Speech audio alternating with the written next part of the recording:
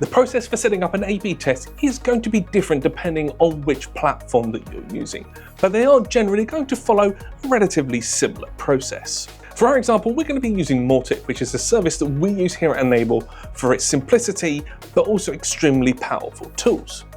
So to do that here, in Mautic, you can see that we are in an email, which is found through channels and then email. We've gone into a specific email. This one is just a thank you response for those signing up to our newsletter.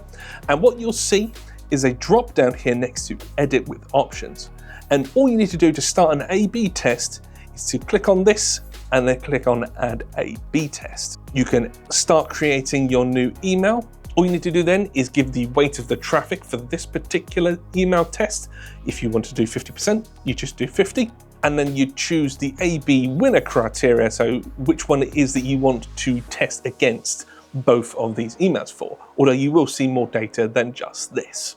Once done, all you need to do is hit save, and then that should create for you the A/B test. Then all you need to do is simply add it to a campaign, and then your A/B test is ready to go as you start your campaign. Simply go back into the email and you will see all of the stats regarding the emails that were sent out to give you a better idea of which email was the better for your audience.